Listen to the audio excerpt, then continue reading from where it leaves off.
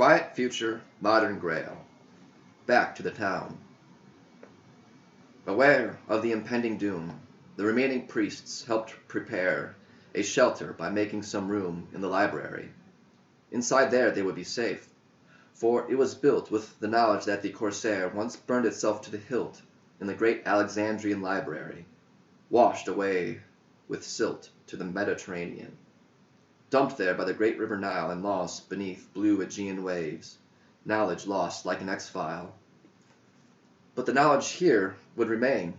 Marauding hordes would not defile this treasure, this collective brain, now sheltering the very few from the downpour of Renfrey's reign. To Magnopolis and Bishop Doomlock. Rising from the cathedrals, the chant emanated into the cold autumn pre-dawn. The stars were scant, being hidden by the moon's bold light, letting many of the great city's astronomers behold lost cities that rise desolate. The lunar civilization. Cold, endless miles now separate them from us. Once a strong nation, they too collapsed. And the red star? The highest magnification of their telescopes saw not far enough to resolve the dark fate of the red planet, Mars. So far away, they circumnavigate the planet on which Christ was born. Another lost apostolate floating in space. Will a new morn ever greet Mars? Bishop Doomlock now bears the impossible thorn of the inevitable sack of Magnopolis, bishopric of the golden spike dating back to the early apostolic effort of Pope John Paul III. Now, after a century thick with the smoke of defeat, the Third Vatican Council Papa Sheen summoned, asked that the faithful be spurred and spread to lands that have not seen a priest in centuries, which meant for Archbishop Doomlock the mean lands of the Thunder tribes so bent on their pagan ways, and still worse, Renfrey's kingdom, the element that did not mix. He was a curse. Bishop Hunter and Tom, his friend, chose to live in that land, immerse themselves to witness for Christ, lend their lives as a light for their Lord. But now he didn't have to send missionaries there. The whole horde of that kingdom was coming here, to conquer this land by the sword. Before Christmas they would appear. The outer towns already fell, and reports say they chose to steer away from the Thunder tribes. Well, that meant they would cross the valley and the towns therein. Now they tell him they're plagued with that horribly devastating disease, the melt, leaving Renfrey the one impossibly grueling route through the tall, dense belt. The city troops were well prepared, and the city could cinch its belt if besieged, until winter bared icicled teeth and frozen breath. Bishop Doomlock thought as he stared at the mandala, "Forgetteth these fears, watch them wash downstream. With your body comes not the death of your soul. Treasures you esteem, that you have worked so hard to build, float away with your fears downstream. All the blood that will soon be spilled, down the stream it rushes away. The perverse desires that have filled man since that fateful fallen day, rinsed away by waters that cleanse. All the waters on Judgment Day, oceans and rivers, swamps and fens, engulf the mountains and skylines. They drown the farms and fill the glens, drowning churches and roadside shrines. The roiling waters froth and churn, until there are no more coastlines, no shore where humans can return. All sands wash into the sea. Evil will no longer sojourn on earth, and a new clarity will prevail. God will separate the causer of all enmity, the sower of lies, pride, and hate, from the faithful, from agape, from those whose hope is in the gate." Now Bishop Doomlock puts away his chalk-pour. It is now complete. On the river's shore he would pray with his brothers and wash their feet. The sand mandala for Advent, circumscribed by a sky replete with stars. Below, Each commandment is symbolized with intricate detail. Next, each sacrament rises in colored, delicate dunes of sand, passages of rite, singular with deliberate intentions, aid one in the fight that is life. They guide those who seek truth in life down the left and right-hand path. 7 symbols. They speak what human tongues fail to convey. Each is a gate through which both weak and strong vessels of light-filled clay pass through with a finality. No turning back. The narrow way wends through the labyrinthine city of man, where lanterns of virtue light the true path to God's city.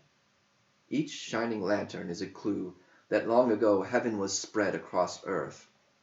The light beckons the dead to new life as it emanates from the infant in the hay bed.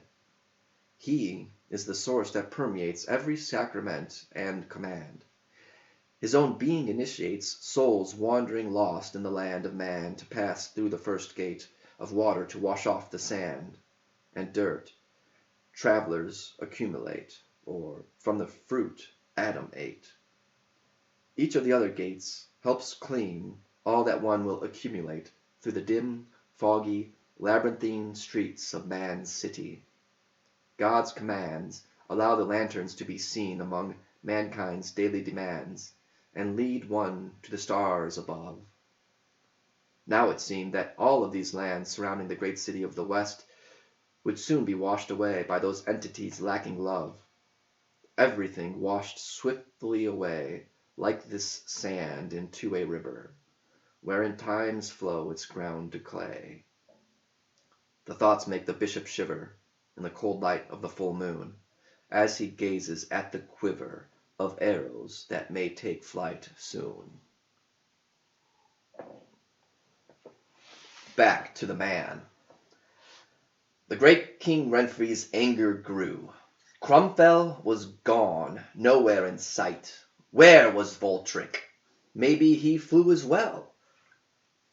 Preparing for the fight with Magnopolis, Renfrey counts on Creeple's magical foresight to draw out the hidden accounts of his enemies. He conjures the sight with the sphere. Tension mounts in Martell's city. It injures Renfrey's pride to think of that king, that red-skinned horse rider, abjures from acknowledging him as king. Well, he has done in Martell's man, that traitor Tom. He made him sing, and gave him the burning cross tan, then piked his head outside his gate. This thought makes him a bit less wan. Creeple's black sphere reveals the great city rising out of the snow. The Red King Martell's city-state. His troops are moving to and fro. And Bishop Dunlac's fighting monks in their conspicuous colors glow against the steely gray within the sphere. Dunglac, that hateful priest, trying to subvert with his sin and grace talk of God and the beast. He, Renfrey, has known all along the agenda of the deceased traitors Hunter and Tom. Their song was plain enough for those who know to understand. It was a long time coming. They were on death row and knew it not, the fools. But now Renfrey's plan continues to flow. His destiny is closer now. He will drag the Red King Martell, make him drink from a bloated cow oozing pus with a fecal smell. And he will have it, the great bomb that will destroy the infidel Christ followers in a pogrom of blood and guts and fiery rain, like Carrie at her senior prom.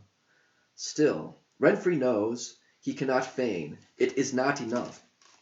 The black hole of his dark desire seems to drain into a dragon's drinking bowl. Everyone else can go to hell. He needs no one else, not a soul. They're like coins in a wishing well, waiting to be taken and spent.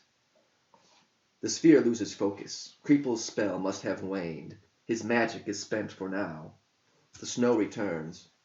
Outside of King Renfrey's rug-furnished tent, Renfrey's battle eager troops bide the cool autumn night in the moon's soft revealing light. The stars hide behind the glow. A raven croons to a group huddled round a fire, responding to the raven's swoons that all night have not ceased to tire. A crafty thug wraps some meat around a needle fixed to a wire, thinking he'd catch that tasty treat. The unsavory band of troops stifles their talk to watch this feat. Seeing the meat, the raven swoops to the ground, snatching it with skill. But it flies away and then poops on the idiot's head. "Ah, kill you, bad!"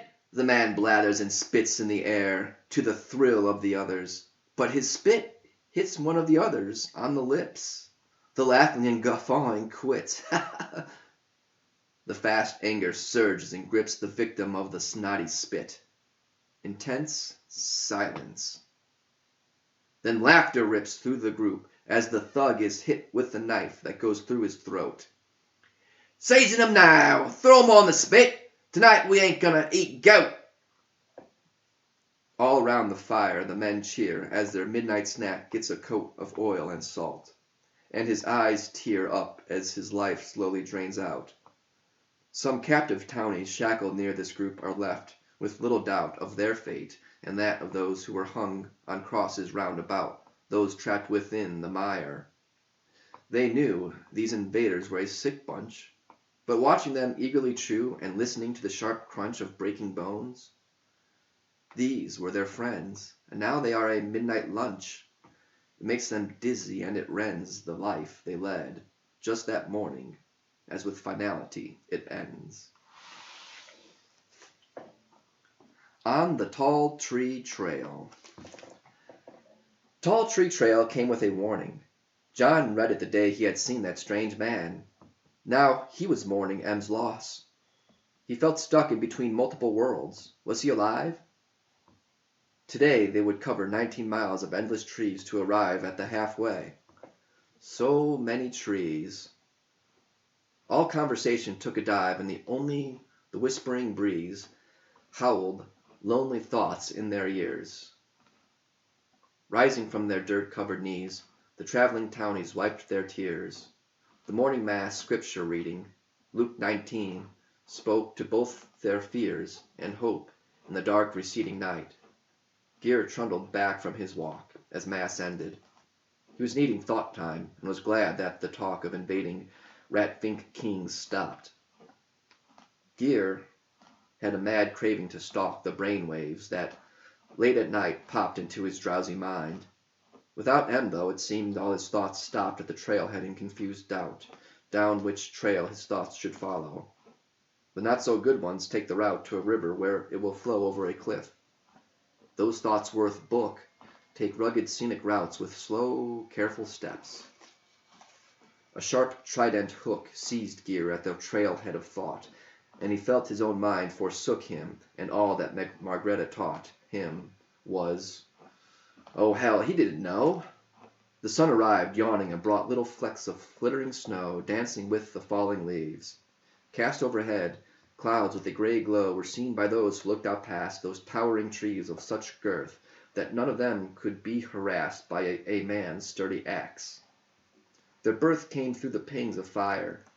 They rose from the ashes in tranquil earth, oblivious to mankind's throes, as nations sprouted and collapsed. It is the force that still rose gently down the stream of elapsed time, where memories call to mind bleary thoughts that have lapsed, to where consciousness cannot find the reason for why it is here. Desires burn deep, they churn and grind, they whisper secrets in your ear, as you saunter along, your toes gripping the sand, the waves you hear, gently lapping your feet and toes.